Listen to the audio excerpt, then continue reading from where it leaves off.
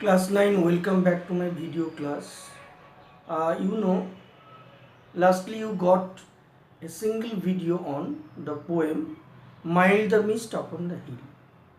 Okay. Uh, in that video, I exclusively discussed about the poem and other exercises. Today, I am going to repeat the textual grammar of this lesson, as well as I will solve the writing portion. Okay, so stay with me and listen to my video.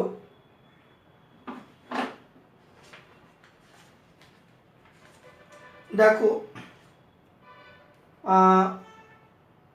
তোমাদের এখানে কি দিয়েছে, exercise 3, identify the following sentences as simple, compound and complex.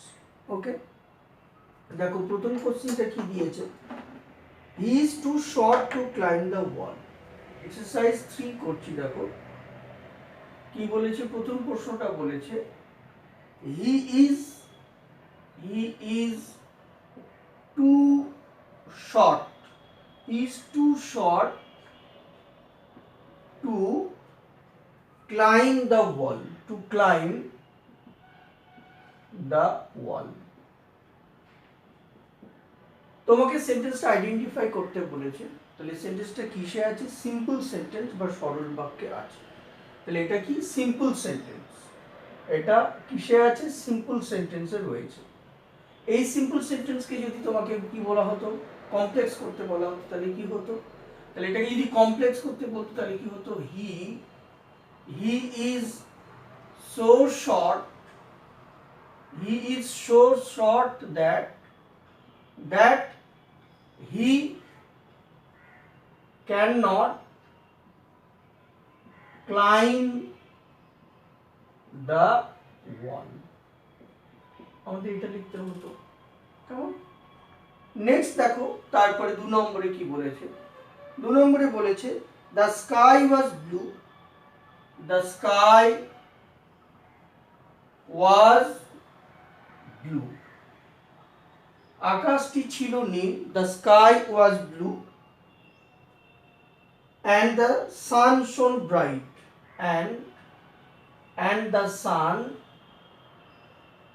shone bright। ওকে, তাহলে এটা কি, এটা কিসে আছে বুঝতেই পারছো, দুটো ইন্ডিভিজুয়াল সেন্টেন্স।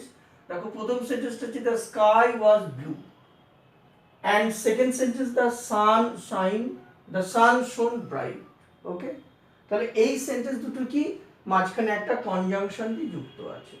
তাহলে যখন দুটো ইন্ডিভিজুয়াল সেন্টেন্স একটি কনজাংশন যারা যুক্ত থাকবে তখন তাকে আমরা কি বলবো, তখন তাকে আমরা বলবো কম্পাউন্ড। তাহলে দেয়ারফর এটা কি, এটা একটা কম্পাউন্ড বা যৌগিক বাক্য, এটাকে আমরা কি বলবো, যৌগিক বাক্য। ওকে, তাহলে এখানে এই সেন্টেন্সটাকে কি আমরা কি করতে পারি, কমপ্লেক্স করতে পারি, আমাদের এটা ভাবতে হবে। The sky was blue and the sun শোন ব্রাইট। ওকে,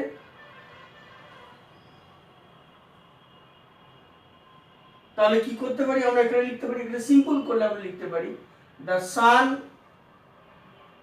দ্য সান শোন ব্রাইটলি,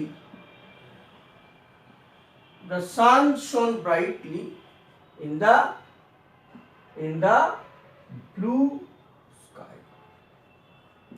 ওকে, এরকম লিখতে পারি। আবার দেখো এটা কি হলো, এটা হলো সিম্পল সেন্টেন্সে হলো, আমরা এটাকে সিম্পল করলাম। যদি এটাকে আমরা কমপ্লেক্স করতাম তাহলে কি করা যেত, the sun shone brightly when the sky was blue। তাহলে আমরা এটাকে কমপ্লেক্স করলে কি হতো, the sun shone brightly, the sun shone brightly when the sky was blue, when the sky was blue, আমরা এরকম লিখতে পারতাম, কেমন। নেক্সট চলে এসো, তারপরে কি আছে দেখো, তারপরে আছে পরের প্রবলেম,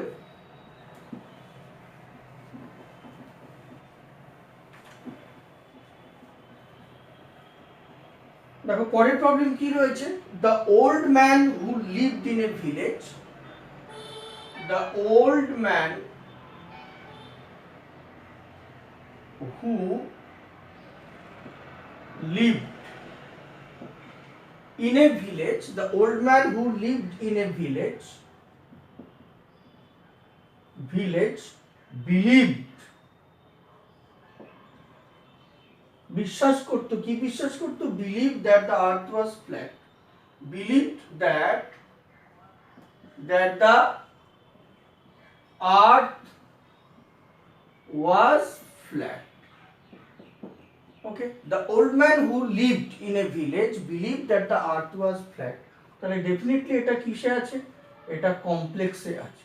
কারণ দেখো, the old man who lived in a village, এখানে who lived in a village adjective clause করে সেন্টেন্সটাকে কি কমপ্লেক্স করা হয়েছে। তার মানে প্রথম প্রিন্সিপাল ক্লজটা কি, the old man believed that the earth was flat, আর এখানে সাবঅর্ডিনেট ক্লজটা কি আছে, who lived in a village। ওকে, তাহলে আমরা এটাকে যদি কি করতে পারি, আমরা এটাকে যদি ধরো সিম্পল করি, তাহলে সিম্পল করলে কি হবে, the old man living in the village believed that the earth was আর কি flat। তাহলে আমরা কি লিখতে পারি, the old man living in the village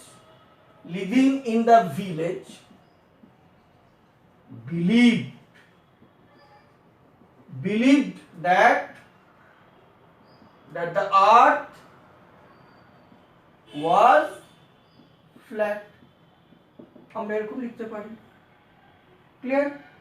next দেখো তারপরে কি বলেছে, 4 নম্বরে বলেছে living A job midway is not a good practice. Living, LEAVING, living A job midway মানে মাঝখানে কাজ বা চাকরি ছেড়ে দেওয়া ভালো বিষয় নয়। ওকে, তাহলে living A job midway is not a good practice, PRACTICE। দেখো ভালো করে খেয়াল করে, এখানে প্রেজেন্ট পার্টিসিপল দিয়ে বাক্যটা শুরু করা আছে, লিভিং এ জব মিডওয়ে, ঠিক আছে, is not a good practice. তাহলে বোঝাই যাচ্ছে লিভিং এ জব ইন কি মিডওয়ে, এটা দেখো কি করা আছে, প্রেজেন্ট পার্টিসিপল অর্থাৎ পিপি করা আছে, মানে পার্টিসিপল ফ্রেজ করা আছে। তারপরে দেখো আমরা লিখেছি কি, ভার্ব দিয়েছি, তারপরে অবজেক্ট, তারপরে এখানে আমরা ভার্ব ইউজ করেছি, তারপরে অবজেক্ট ইউজ করা হয়েছে। তাহলে ডেফিনেটলি এটা কিসে আছে, সিম্পল সেন্টেন্সে আছে। তাহলে এই বাক্যটা কিসে আছে, সিম্পল সেন্টেন্সে আছে। তাহলে কি হবে, তাহলে when someone leaves a job midway is not a good practice। ঠিক আছে, তাহলে আমরা যদি এটাকে কমপ্লেক্স করি তাহলে কি হবে, আমরা লিখতে পারি এরকম, when someone leaves a job midway is not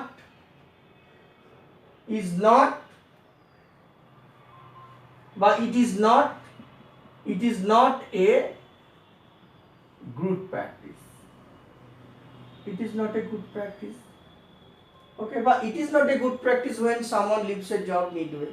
আবার এটাকে ঘুরিয়ে আমরা এরকম যদি লিখি তাহলে কি হবে, ঘুরিয়ে লিখলে হবে it is not a good practice, অর্থাৎ এটা ভালো কাজ নয় যদি মাঝখানে কেউ চাকরি ছেড়ে দেয়। তাহলে it is not a good practice when someone leaves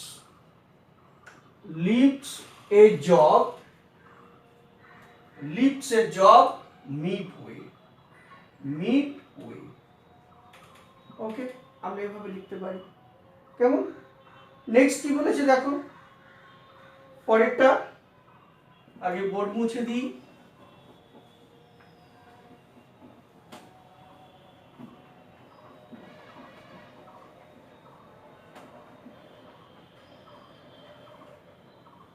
next দেখো পরেরটা কি আছে, পরেরটা আছে last week I met a friend. 5 number, last week অর্থাৎ গত সপ্তাহে, last week I met a friend, I met a friend who gave me, so last week I met a friend who gave me a bag, যে দিয়েছিল আমাকে একটি bag, which is brown, which is brown in color, যার রংটা কি ছিল, brown কালারের, which is brown in color। তাহলে আমরা যদি এটাকে করি তাহলে কি হবে, তাহলে এই সেন্টেন্সটাকে যদি আমরা অ্যান্সার করি তাহলে কি হবে, দেখো বলেছে এখানে লাস্ট উইক, গত সপ্তাহে, আই মেট এ ফ্রেন্ড, আমি এক বন্ধুর সঙ্গে সাক্ষাৎ করেছিলাম, হু গেভ মি, যে আমাকে দিয়েছিল একটি bag, which is brown in colour. তাহলে কি হবে, তাহলে last week I met a friend, ঠিক আছে, আই মেট এ ফ্রেন্ড, আমি একটি বন্ধুর সঙ্গে সাক্ষাৎ করেছিলাম, last week I met a friend and he gave me a bag and it was brown in colour. তাহলে আমি যদি এটাকে কম্পাউন্ড সেন্টেন্স করি, তাহলে এটাকে যদি আমরা কম্পাউন্ড সেন্টেন্স করি তাহলে কি হবে, দেখো আমি কি করব, কোরিলেটিভ কনজাংশন দিয়ে যুক্ত করব। তাহলে দেখো লাস্ট উইক আমরা লিখতে পারি লাস্ট উইক মানে গত সপ্তাহে, আই মেট এ ফ্রেন্ড, আমি এক বন্ধুর সঙ্গে সাক্ষাৎ করেছিলাম, ঠিক আছে, and he gave me a bag, he gave me a brown bag, brown colored, and he gave me a brown colored bag, এরকম লিখতে পারি, ঠিক আছে। তাহলে আবার এটাকে যদি সিম্পল করি, যদি আমি এটাকে সিম্পল করি তাহলে কি হবে, তাহলে আমরা লিখতে পারি কি, last week my friend gave me a brown coloured bag after meeting, বা আফটার মিটিং। তাহলে লাস্ট উইক আমরা এটাকে সিম্পল করলে হবে last week at the time of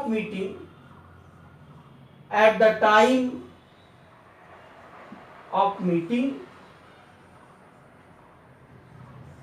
okay, last week at the time of meeting my friend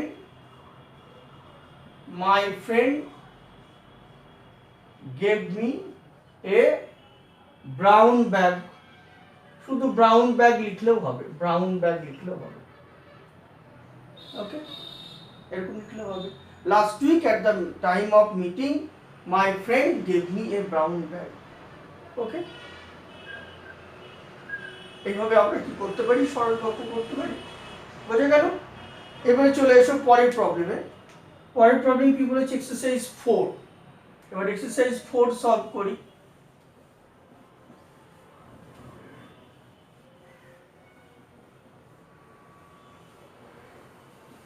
দেখো exercise 4 এ কি বলেছে এখানে,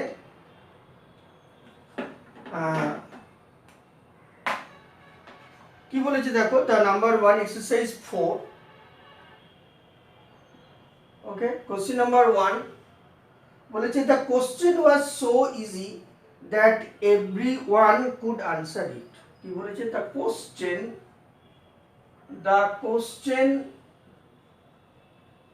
was so easy, প্রশ্নটি এত সহজ ছিল, the question was so easy that everyone could answer it,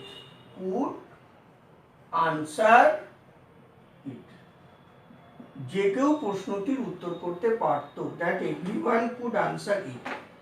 আবার এবারে কি বলেছে দেখো, এটাকে change into a simple sentence.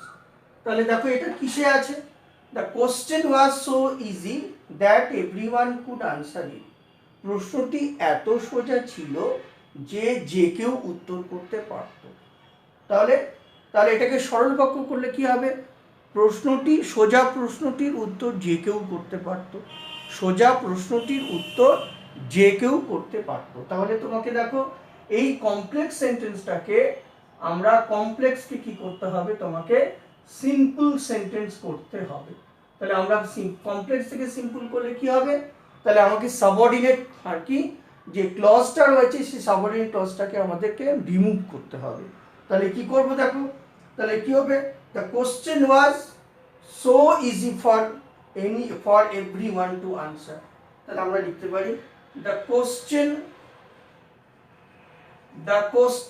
Question মানে প্রশ্নটি, the question was so easy. The question was so easy for everyone,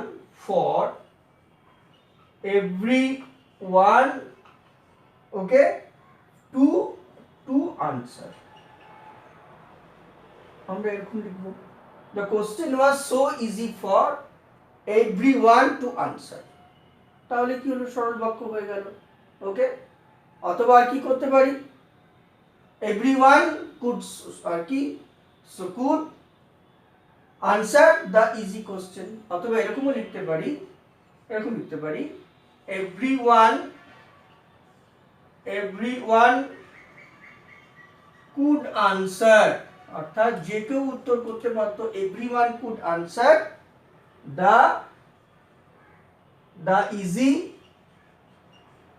easy question, অর্থাৎ সোজা প্রশ্নটির উত্তর যে কেউ করতে পারত। everyone can answer the easy question. কেমন? আমরা এরকমও লিখতে পারি। দেখো তারপরে পরের প্রবলেমে চলে যাচ্ছি। পরের প্রবলেম কি আছে? পরের প্রবলেম বলেছে দেখো নাম্বার 2, কি বলেছে? এ ফ্রেন্ড ইন নিড, বিপদে বন্ধুই হলো পরম বন্ধু। তাহলে কি হচ্ছে? কথাটা লেখা আছে a friend, FRIEND, a friend in need, মানে প্রয়োজনের বন্ধুই হলো পরম বন্ধু। তাহলে a friend in need is a friend in deed. Okay, তাহলে এটা কিসে আছে? দেখো এটা কিসে আছে? এটা আর কি তোমার সিম্পল সেন্টেন্সে আছে। এই বাক্যটা কিসে আছে?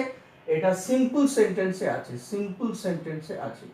তাহলে এই সিম্পল সেন্টেন্সটাকে যদি তুমি কি করো? কমপ্লেক্স করো। তাহলে কমপ্লেক্স করলে তোমাকে কি করতে হবে? একটা মেইন ক্লজ আর একটা সাবঅর্ডিনেট ক্লজ তোমাকে তৈরি করতে হবে। তাহলে একটা মেইন ক্লজ এবং একটা সাবঅর্ডিনেট ক্লজ তৈরি করব। তাহলে কি হবে দেখো, one who is a friend, one আমরা এরকম লিখতে পারি, ওয়ান হু, ঠিক আছে, who is a friend, okay, in need, a friend in need is a friend indeed. আমরা এরকম লিখব, one who is a friend in need is a friend indeed. কেমন? তাহলে কি হয়ে গেল? এটা কমপ্লেক্স সেন্টেন্স হয়ে গেল। দেখো one who is a friend in need, এখানে আমরা কি করলাম? who is a friend in need, এই আর কি এই অ্যাডজেক্টিভ ক্লজটাকে কি করলাম? এটাকে আমরা বলি অ্যাডজেক্টিভ ক্লজ। তাহলে এই অ্যাডজেক্টিভ ক্লজটাকে কি করলাম? এখানে আমরা ইনসার্ট করলাম, প্রবেশ করালাম। আর মূল সেন্টেন্সটা কি? প্রিন্সিপাল ক্লজটা হচ্ছে one is a friend indeed, ঠিক আছে? তাহলে এক্ষেত্রে দেখো এখানে ওয়ান, তাহলে one is a friend, one is a friend in need, indeed, এটা হচ্ছে প্রিন্সিপাল ক্লজ। আর আমি এটাকে সাবঅর্ডিনেট ক্লজটাকে কি করলাম? Who is a friend in need, এটাকে আমি সাবঅর্ডিনেট ক্লজ করে রাখলাম। তাহলে এইভাবে আমরা একটি প্রিন্সিপাল ক্লজ এবং একটি সাবঅর্ডিনেট ক্লজ দিয়ে আমরা কমপ্লেক্স সেন্টেন্স তৈরি করতে পারি। কেমন? তারপরে চলে এসো পরের সেন্টেন্সে চলে আসছি আমরা। দেখো পরে কি আছে?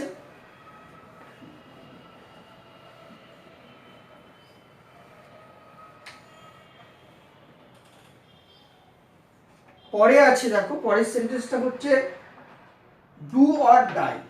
কি বলেছে দেখো, 4 নম্বরে না, সরি 3 নম্বরে বলেছে pollution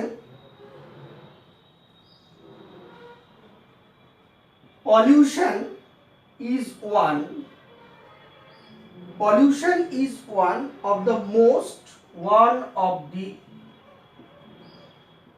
one of the most severe threats. THREATS. Pollution is one of the most severe threats to our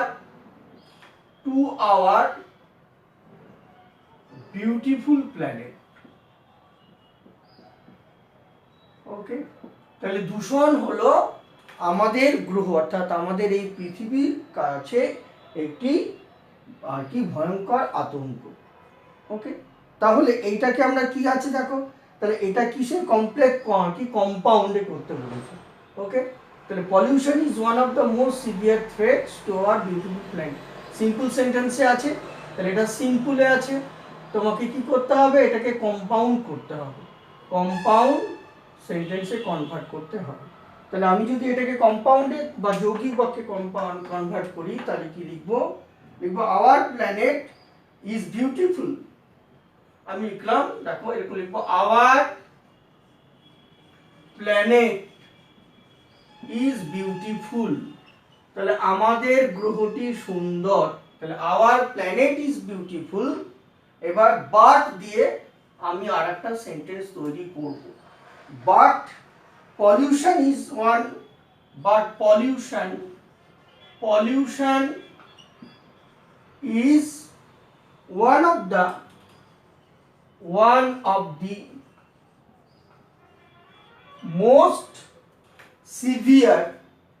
the most severe threat, THREATS, severe threats to it. তাহলে কথাটা কি হলো, আওয়ার প্ল্যানেট ইজ বিউটিফুল, আমাদের গ্রহটি সুন্দর, কিন্তু দূষণ তার কাছে একটি ভয়ঙ্কর আতঙ্ক। But pollution is one of the most severe মানে ভয়ঙ্কর থ্রেট, ভয়ঙ্কর একটি বিপদ, ঠিক আছে, কিন্তু দূষণ তার কাছে একটি ভয়ঙ্কর আতঙ্ক বা ভয়ঙ্কর একটি দূষণ। বুঝে গেল? তারপরে দেখো বলেছে পরের প্রশ্ন বলেছে 4 নম্বর, ডু অর ডাই, হয় করবো না হয় মরবো। তাহলে ডু অর ডাই, এটা দিয়ে যদি আমরা করি তাহলে কি হবে, ডু অর ডাই, হয় করো না হলে মরো। তাহলে এটাকে যদি আমি কমপ্লেক্স করি তাহলে কি হবে, ইফ ইউ ডু, ঠিক আছে, if you do not do, তাহলে ইউ ডাই। কি লিখবো, if you do not do, যদি তুমি না করো তাহলে if you do not do. তাহলে ইফ দিয়ে আমি কি করলাম, একটা কন্ডিশনাল ক্লজ করলাম, অর্থাৎ এখানে if you do not do মানে যদি তুমি না করো তাহলে তুমি কি করবে, মরবে। তাহলে ইউ ডাই, তুমি মরবে।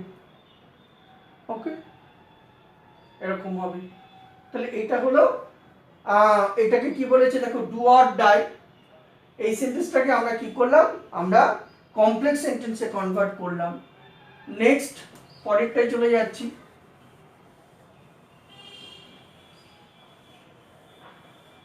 দেখো পরের সেন্টেন্সটা কি রয়েছে, পরের সেন্টেন্সটা রয়েছে হি ওয়াজ কনফিউজড,